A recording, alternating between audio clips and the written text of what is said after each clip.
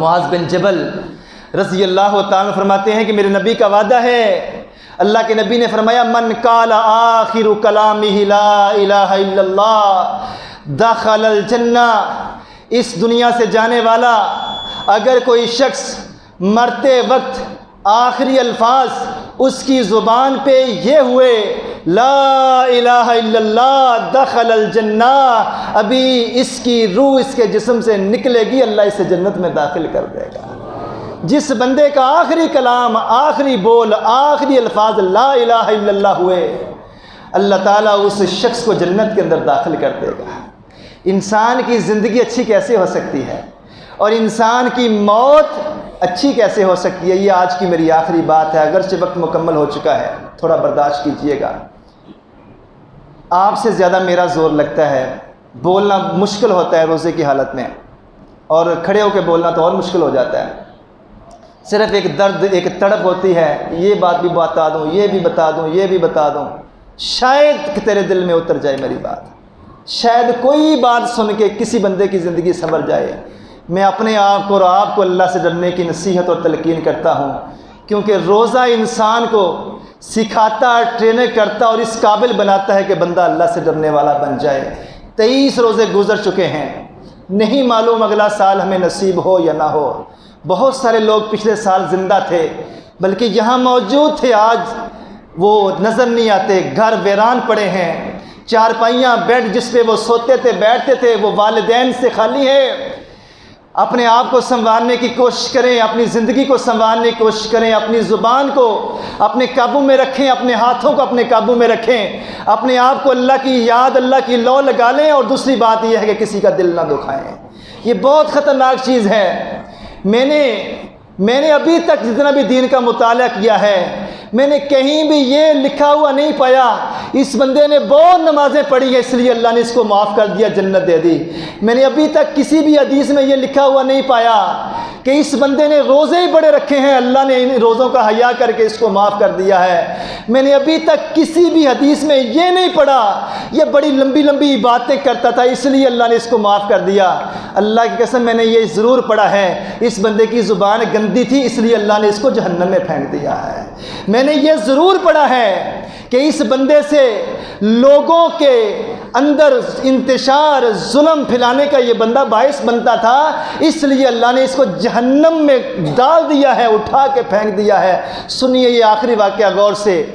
سعد بن معاذ رضی اللہ تعالیٰ عنہ یہ اللہ کے رسول کے صحابی ہیں، 36 سال کی عمر میں مسلمان ہوتے ہیں، 30 سال کی عمر میں مسلمان ہوتے ہیں، 36 سال کی عمر میں فوت ہو جاتے ہیں۔ صرف 6 سال ان کی اسلام والی زندگی ہے، اور ان کے متعلق میرے نبی نے پتہ کیا فرمایا ہے؟ سنیے، شاید آج سے پہلے یہ بات آپ کے کانوں کی سماعت سے نہ ٹکرائی ہو۔ اللہ کے نبی نے فرمایا جب میرا صحابی سعد فوت ہوا ہے نا، اہتز عرش الرحمن لموت سعد، سعد مدینے میں فوت ہوا ہے، آسمان پہ رب کا عرش بھی سعد کی موت پہ جھوم اٹھا ہے۔ کس بات سے؟ کہ سعد کی پاکیزہ روح آج آسمان پہ آ رہی ہے۔ توجہ ہے نا آپ لوگوں کی؟ توجہ نہیں ہٹانی۔ یہ ساتھی تھوڑا سا آگے ہو کے بیٹھ جائیں، پیچھے لوگ کھڑے ہیں، برداشت نہیں ہو رہا، جگہ دیں ساتھیوں کو، برائے مہربانی تھوڑا سا آگے ہو جائیں، تھوڑا سا آگے ہو جائیں، جگہ خالی کریں پیچھے۔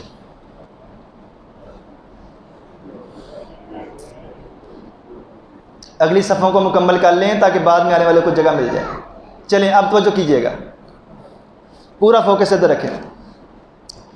اللہ کے نبی نے فرمایا کہ سعد بن معاذ رضی اللہ تعالیٰ عنہ جب فوت ہوئے تو پہلا کام جو میرے نبی نے بتلایا، فرمایا اہتز عرش الرحمن لموت سعد، سعد زمین پہ فوت ہوا ہے، آسمان میں فرشتوں میں ہلچل مچ گئی ہے۔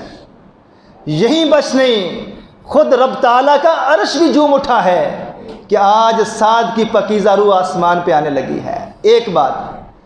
دوسرا، اللہ کے رسول صلی اللہ علیہ وآلہ وسلم صحابہ سے کہتے ہیں جلدی سعد کو غسل دو، کہیں ایسا نہ ہو کہ رب کے فرشتے سعد کو غسل دینے کے لیے آ جائیں۔ تیسرا میرے نبی نے فرمایا شہد لہ 70,000 ملک، نماز جنازہ کے لیے جا رہے ہیں، تو اللہ کے نبی ایڑیاں اٹھا اٹھا کے چل رہے ہیں. فرمایا میرے صحابہ جلدی چلو سعد کے جنازے کے لیے. مگر اللہ کے رسول آپ کو کیا ہوا ہے؟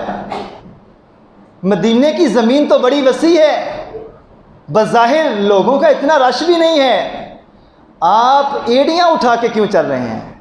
فرمایا شاہد لہ 70,000 ملائکہ, اللہ نے جبریل کی کمانڈ کے اندر 70,000 فرشتوں کو میرے صحابی سعد کا جنازہ پڑھنے کے لیے مدینے میں اتار دیا ہے. توجہ کرتے جانا ہے. سعد رضی اللہ تعالیٰ تھوڑے بھاری بھرکم تھے, وزنی تھے, جسم بھاری تھا. جب جنازہ اٹھایا, چارپائی اٹھائی, تو صحابہ کہتے ہیں اللہ کے رسول ہم نے جب چارپائی کو ہاتھ ڈالا تو ہم نے اس نیت سے زور سے ہاتھ ڈالا کہ سعد بھاری تھے, میت وزنی ہوگی, لیکن ہمیں تو لگ ہی نہیں رہا کہ ہم نے سعد کو اٹھایا ہوا ہے. فرمایا تم نے صرف چارپائی کو پکڑا ہوا ہے, سعد کے جنازے کو فرشتوں نے اٹھایا ہوا ہے. سنتے جائیے. جب اللہ کے رسول صلی اللہ علیہ وآلہ وسلم سعد رضی اللہ تعالیٰ کا جنازہ پڑھ رہے ہیں, پڑھا رہے ہیں, بڑی لمبی دعائیں میرے نبی نے کی, بڑی لمبی دعائیں کی. اور ان سعد کے متعلق چوتھی بات میرے نبی نے ایک دن مدینے میں بتائی تھی, ابھی فوت نہیں تھے ہوئے. ایک تو یہ ہے کہ رب کا عرش جھوم اٹھا, دوسرا یہ کہ کہیں فرشتے اس کو غسل نہ دے دیں, جلدی آگے جا کے غسل دو. تیسرا یہ ہے کہ 70,000 فرشتے جنازے میں شامل ہو چکے ہیں. چوتھا اعزاز یہ ہے کہ فرشتوں نے جنازہ اٹھایا ہوا ہے. پانچواں اعزاز یہ ہے کہ ابھی سعد زندہ تھے. میرے نبی ایک دن مسجد میں تشریف فرما ہیں, فرمایا میرے صحابہ الان فی المسجد فہو فی الجنہ, ابھی جو میرا صحابی مسجد میں داخل ہوگا دروازے سے وہ بندہ جنتی بندہ ہے. صحابہ کہتے ہیں ہم نے گردنیں گما کے پیچھے دیکھا تو وہ سعد بن معاذ رضی اللہ تعالیٰ عنہ تھے, اور داڑھی سے وضو کا پانی گر رہا تھا. 5 اعزاز میں نے آپ کو بتائے. اب سننا چاہیں گے کہ یہ عظمت کیوں ملی ہے؟ جنازے تو آج بھی اٹھتے ہیں. کون سا ایسا کام سعد کرتے تھے کہ اللہ کا عرش بھی جھوم اٹھا, فرشتے بھی جنازے کے لیے اتر آئے, فرشتے جنازے کو بھی اٹھا رہے ہیں, غسل دینے کے لیے بھی لپک رہے ہیں. میرے نبی صلی اللہ علیہ وآلہ وسلم نے فرمایا سعد کا دل بڑا خوبصورت تھا. کرتا کیا تھا؟ سعد رضی اللہ تعالیٰ عنہ کا دل ایسا خوبصورت تھا, وہ کہا کرتے تھے لا اجد فی نفسی لأحد من المسلمین غشا, میں نے کبھی بھی کسی مسلمان کے متعلق اپنے دل کو میلا نہیں کیا, میں نے کبھی بھی کسی مسلمان سے حسد نہیں کیا کہ اس کے پاس تو جے کچھ ہے, مجھے کیوں نہیں مل رہا. میں جب بھی کسی کو اللہ کی نعمتیں شمار کرتے ہوئے, استعمال کرتے ہوئے دیکھتا میں ماشاءاللہ کہتا. اور میں نے کبھی بھی اپنے دل میں کسی مسلمان کے لیے غصہ نہیں رکھا. ان نفرتوں سے جا کے کہہ دو کہیں اور جا بسیں, اتنی جگہ کہاں ہے دل داغدار میں. دل کو صاف کر لیجئے, یہ اصل ایمان ہے. سعد رضی اللہ تعالی عنہ کا نیکی والا معاملہ نمازوں والا معاملہ نہیں تھا. سعد رضی اللہ تعالی عنہ کا معاملہ قرآن کی کثرت سے تلاوت نہیں تھا. سعد رضی اللہ تعالی عنہ کی نیکی والا معاملہ صرف یہ تھا کہ سعد نے اپنے ہاتھ اور اپنی زبان سے کبھی کسی دوسرے کو تکلیف نہیں تھی پہنچائی. یہی میرا اور آپ کا مشن ہونا چاہیے. اور اگر کسی شخص کی زندگی اس حال میں گزر جاتی ہے کہ نمازیں, روزے, حج, صدقہ و خیرات ان میں اگر کمی رہ بھی جائے گی, سستی ہو بھی جائے گی, تو یقین کریں یہ اللہ برداشت کر لیں گے.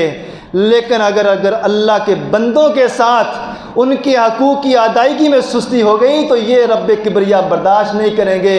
اس وقت تک معافی نہیں ملے گی جب تک اللہ کے بندے کو خود معاف نہیں کر دیں گے. دلوں کو میل سے پاک کیجئے, صاف کیجئے, ذہنوں کو صاف کیجئے, آپس میں صلح کیجئے, ہاتھ ملا لیجئے, نفرتوں کو دور کر دیجئے, پاک پاکیزہ صاف دل لے کے یہاں سے جائیے. کیونکہ رسول اللہ صلی اللہ علیہ وآلہ وسلم نے فرمایا جب بندہ دنیا سے رخصت ہوتا ہے اس دھرتی کے 3 لوگ کہہ دیں بندہ بڑا چنگا سی، بندہ بڑا اچھا تھا۔ جب انسان مر جاتا ہے سب سے پہلے جب اس کی موت کی خبر کانوں میں پہنچتی ہے اس کی اچھائیاں بھی ایک دم ویڈیو کی طرح چلتی ہیں، اور اس کے ظلم بھی، اس کی بدتمیزیاں بھی، اس کی زبان کی سختیاں بھی ایک دم انسان کے دماغ میں آڈیو ویڈیو کی طرح چلنا شروع ہو جاتی ہے۔ کی ہوئی نیکیاں بھی لوگوں کو یاد آتی ہیں، کیے ہوئے ظلم اور بدتمیزیاں بھی لوگ یاد کرتے ہیں۔ اس وقت بندے کی زبان سے جو نکلتا ہے نا، آسمان کے فرشتے اس کو نوٹ کر کے اللہ کو بتاتے ہیں۔ میرے نبی نے فرمایا مرنے والے پہ 3 لوگ اس بات کی گواہی دے دے بندہ بڑا اچھا تھا، یہ بہن بڑی اچھی تھی۔ میرے نبی نے فرمایا اللہ پر واجب ہو جاتا ہے کہ اللہ اس بندے کو معاف فرما دے۔ 3 لوگ گواہی دے دیں کہ انسان اچھا تھا، دل کا پاک تھا، زبان کا سچا اور میٹھا تھا۔ مجھے اور آپ کو بھی اللہ اس بات کی توفیق عطا فرما دے۔ اللہ ہمیں صبر کرنے والا دل، شکر کرنے والی زبان، اچھا سوچنے والا دماغ دے دے۔ اللہ پورے کے پورے وجود کو اپنی اطاعت اور فرما برداری کے اندر چلانے کی ہمیں توفیق عطا فرما۔ اے اللہ ہمیں ایسا بنا دیں کہ تجھے پسند آ جائیں۔ اللہ جب تک زندہ رکھ، اسلام کی، دین کی بہترین حالت کے اوپر زندہ رکھ۔ اللہ جب بھی موت آئے ایمان والی موت نصیب فرمانا۔ اے اللہ جب تو اپنے پاس بلائے کھڑا کرے، اے اللہ جنتوں کا پروانہ سنا دینا۔ آمین یا رب العالمین۔ وآخر دعوانا ان الحمد للہ رب العالمین۔